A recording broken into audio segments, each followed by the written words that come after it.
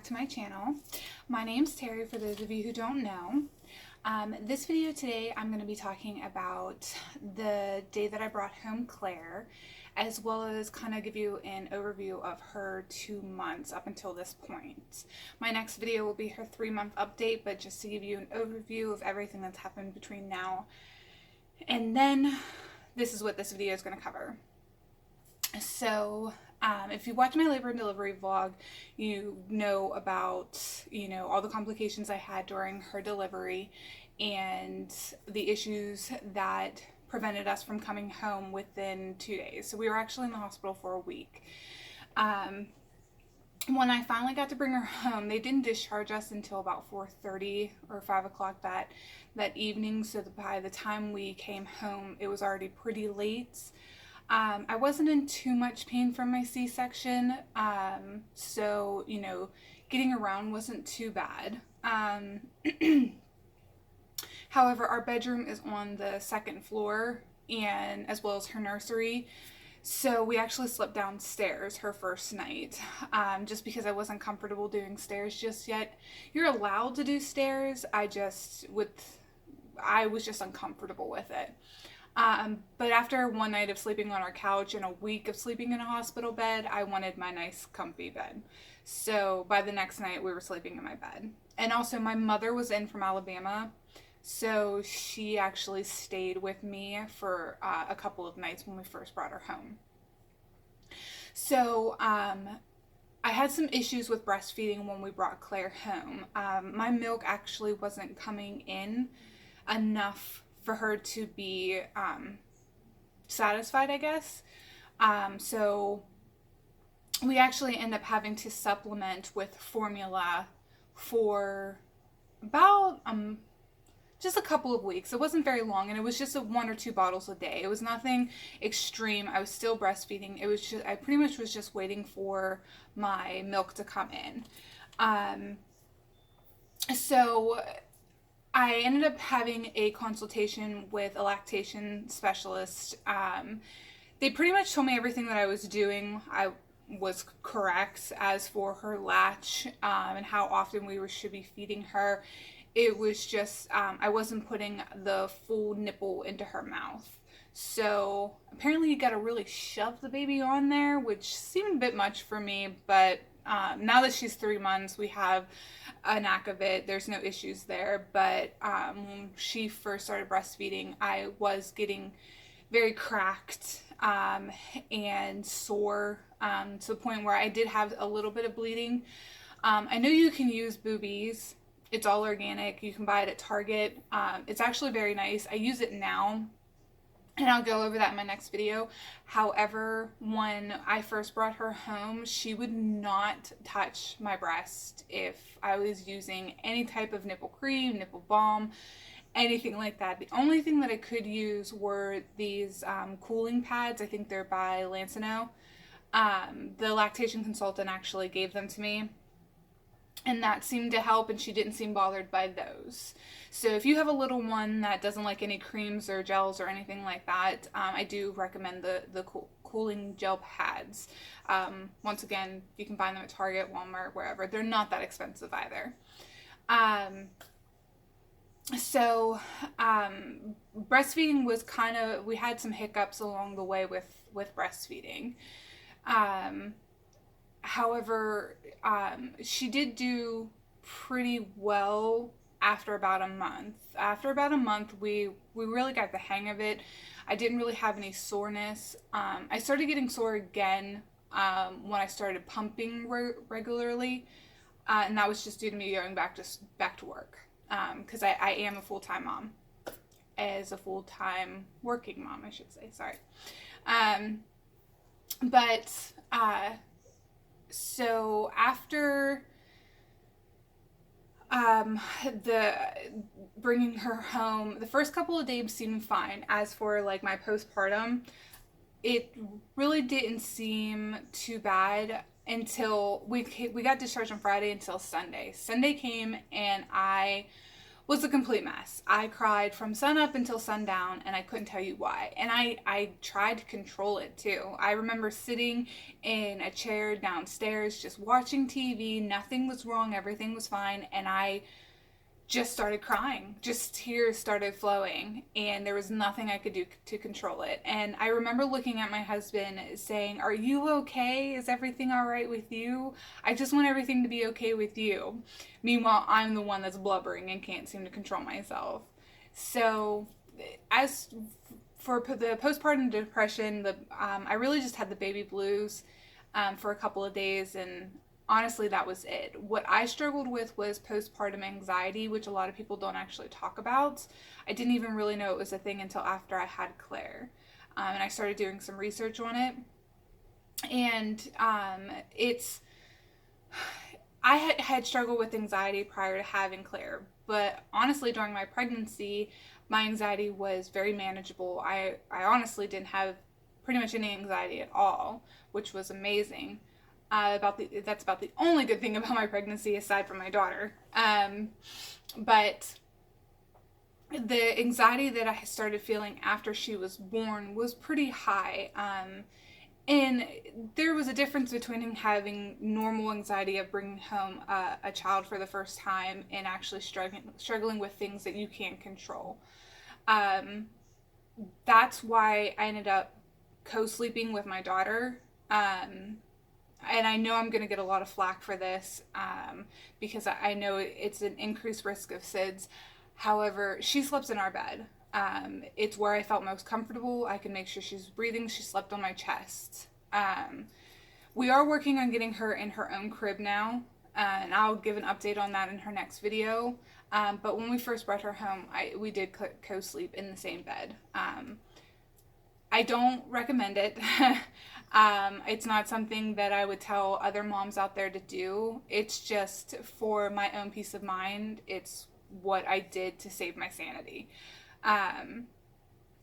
So before anybody gives me any flack, I do know the risks, and I understand the fact that it's not safe for baby, but I did do it. It's done. It's over with. And now we're in the process of getting her to sleep in her crib. With that being said, when we first brought her home sleep-wise, I didn't really sleep.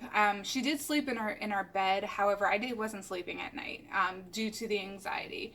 Me and my husband would actually take shifts because I can nap in the middle of the day. My husband cannot. When he tries to nap, he wakes up and feels like he's been hit by a bus. He naps wrong. It's just he's never been able to do it. So what we did was I would pretty much stay up all night taking care of her because, as you know, newborns wake up every 2 hours to feed anyways. So I wasn't really sleeping. So he would get a good night's sleep for the most part, and then he would wake up around 6 or 7, take her for me so that I could get a couple hours of sleep. And that actually worked really well for us. I mean, he was amazing.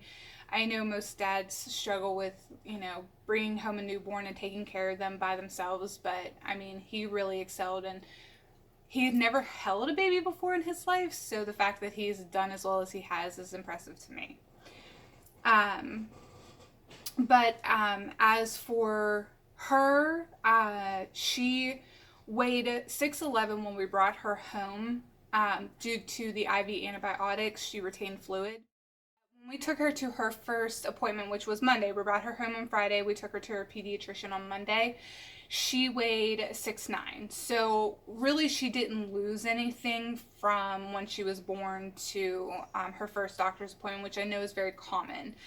And that, I think, was honestly just due to the fact that she was on IV antibiotics. And then her following appointment, her 1-month appointment, she is a little ham, still is, and she loves to eat. She still eats every 2 to 3 hours. That has not changed. She's almost 3 months from the time she was born until now. She still eats every 2 to 3 hours. I am looking forward to starting solids just because I think that will decrease and give me a little bit of a break. I really do enjoy breastfeeding. That's not it. It's just when you're breastfeeding, you're kind of chained to one spot. And with being a full-time working mom and, you know, everything else that has to get done around the house, it hurts you a little bit by having to stay in one spot for at least a half hour typically. Um, but her 1 month appointment, she was exactly 10 pounds. And she got her first round of shots, which she got her first hepatitis shot when in the hospital, and then she got her second shot round at her 1 month appointment, and she did really well. I cried, I think, more than she did. I don't do well with her getting shots. Me, I'm perfectly fine with needles. It doesn't bother me. Like I said in my last video, I think I got stuck with needles like 10 times throughout my stay at the hospital and never really bothered me. Watching my daughter get stuck with a needle kills me. So her second month appointment, she got 3 shots and an oral vaccine. It's for the rotavirus, is the oral vaccine. She actually really enjoyed the oral vaccine, but the 3 shots, she was very sore for 2 days after her shots in her legs. She slept a lot, ate a lot, wanted to nurse a lot. She actually uses me to soothe. She has never really liked the binky. She started taking the binky more often now. But I think it's only out of desperation. When we're in the car and such, she would much rather just nurse on me. And it's okay, except for when I'm working and my husband is trying to get her down to sleep, and she will not sleep for him. But at her second month appointment, she weighed 13 pounds, 6 ounces. So she's been gaining weight really well. However, her BMI is actually like 0.1% under the average. The average is 18.5 and to, I can't remember, like 23.99 or something like that. And she was 17.99 her BMI. So she is actually a perfect weight, a perfect size. Even though, you know, we call her a little chunker because of all her rolls, she's actually in a decent percentile for her weight and height. As for sleeping for her, she sleeps amazingly at night, and she has pretty much since she was about a month old. She likes to, that's the only time she doesn't eat every 2 to 3 hours. At night, she wakes up once, maybe twice, and that's it to eat. So she wakes up around 4 a.m. typically, but she goes to bed at 7. So she'll typically wake up around 9 or so and want to eat and almost wants to like wake up and play, but she goes to bed relatively quickly after that. So I count that as a feed sometimes. Sometimes she does that, sometimes she doesn't. It just depends how her day was with napping. But she'll go to bed at 7, get up for 1 or 2 feedings, and then she'll wake up around 6 or 7 in the morning. Napping, she does not nap. I have never met a child that does not nap. She's 3 months old and is only supposed to be up for about an hour to an hour and a half at a time. You know, varying, you know, every baby's different. But she's up for like 3 hours or more at a time. And then when she does nap, it's typically cat naps. She'll fall asleep for like 15 minutes here, 20 minutes there. To get her to sleep for an hour or more during the day is a miracle. She just doesn't like to sleep. Sleeps really great for me at night, doesn't sleep during the day. So I think that as she gets older, she is going to be that toddler that doesn't want to nap, but will go to bed at 8 o'clock and won't get up until 8 o'clock the next morning, which I'm okay with. Feel kind of bad for my husband though, because he's a stay-at-home dad, so he's the one that kind of has to deal with her not napping, not necessarily me. I get her when she sleeps at night, so of course it works for me. But it's something that we're going to try to work on. She has started to teeth. She's been teething actually since she's been about 2.5 months old. The drooling, she's gotten low-grade fevers a couple of times. We've actually had to give her Tylenol twice because she has been sweating so profusely that I knew that she had a fever. She all she wants to do is gnaw on her hands. We got a couple of teether things. We got these little, um, they look like binkies. Um, they're by the brand Newbie, and you can find them at Walmart. They look like pacifiers, but they have like a mouthpiece in the front, and they just chew on it. Um, it's still just a bit too big for her mouth because it's designed for a baby that's around 6 months of age when teething really starts. But she does enjoy it. We also got the little banana that has the silicone little bumps at the end. She chews on that. We, the people that made Sophie the giraffe also make an elephant. Her name is Kiki, and she chews on the ears of that. I got the elephant and not Sophie because her nursery is safari themed, and I'll give a nursery tour at one point. It's not very big. It's actually in a loft space that we have at our home because we knew that she was going to be sleeping in our room. So we actually just transferred her crib from her nursery into our room and changed out the bassinet. So when I do a tour, her bassinet is in here now. Her crib was originally. And that's where I film everything. I don't know if you guys can tell, but I do film it in her nursery. But we got a necklace, the amber necklace, to help with teething, and I cannot tell you and praise this product enough. It does like 180s for her.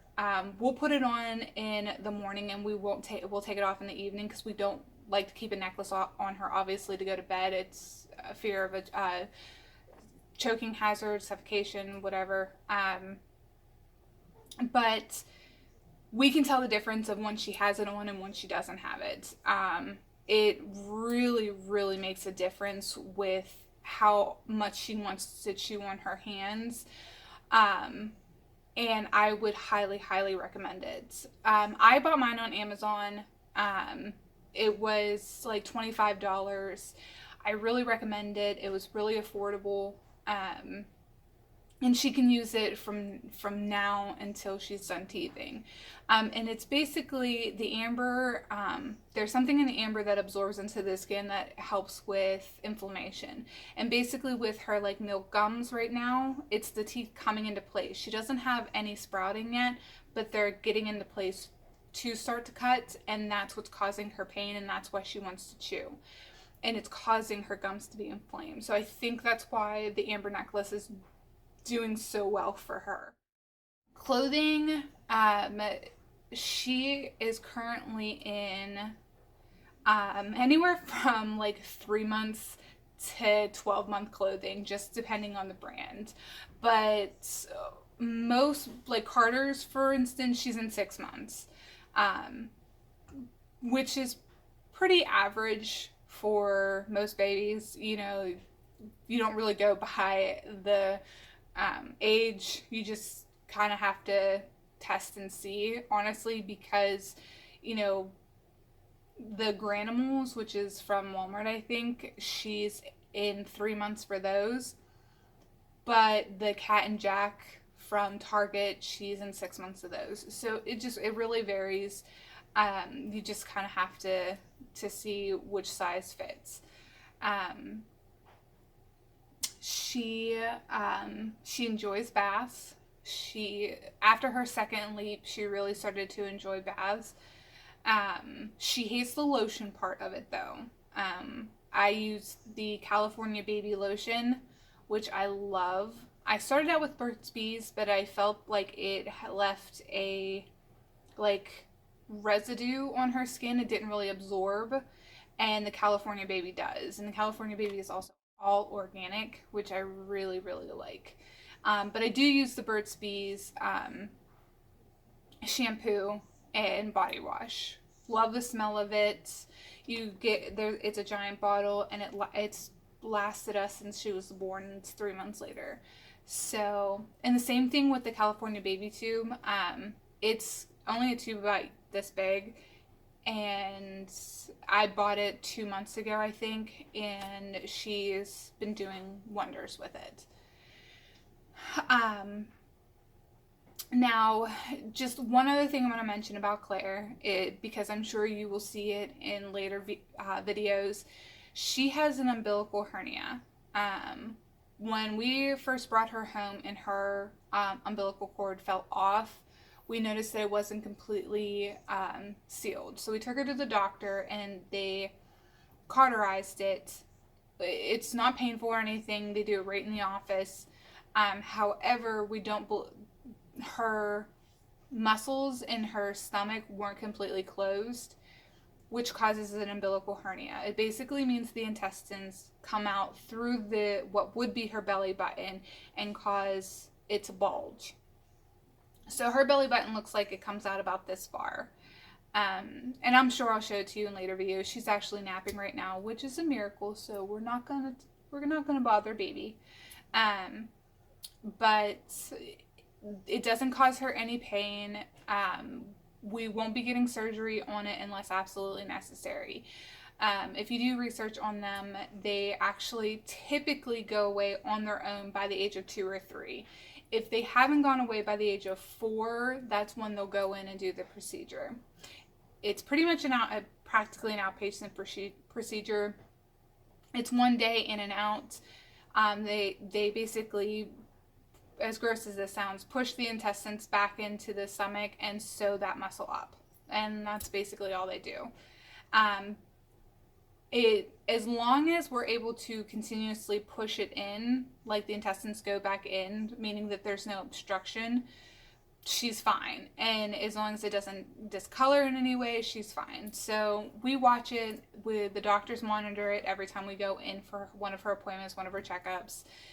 It's something that, we'll keep an eye on, but it is okay. It's not something to be concerned with as of right now. And hopefully, if everything goes as planned, it will eventually go away on its own and she won't have to have any type of surgeries. I will be inserting some pictures at the end of this video of, when we first brought her home to now, just so you can kind of see her progression. I've taken photos, her 1 month, 2 month, 3 month photos. So I'll be putting those in at the end. My next video, if I didn't cover anything, will be a 3-month update if anybody have any questions. But if not, I'll probably wait to do a 4-month update just because she's already 1 month and 1 week. So realistically, I'll probably just do a 4-month update on her. And it'll go over, how her teething's going, if she's gained any weight, rolling, that sort of thing. As of right now, she's not rolling. She hates tummy time, hates it, screams bloody murder after about 30 seconds. I am going to try to do the mirror technique where you put a mirror below them so they can see themselves and it kind of preoccupies them while they're doing tummy time. Haven't tried that yet, but I will let you know in the next video if that works. She definitely seems like she's going to be an early crawler because when we do tummy time, she already wants to put herself up on her knees and she does support herself on her arms. So, she's doing really well. She has plenty of neck strength, so that's not really an issue. So if I didn't cover anything or if you have any questions, feel free to leave me a comment, message me. I will get back to everybody. But if you like what you saw today, please like and subscribe to my channel, and I will see you in the next video. Bye!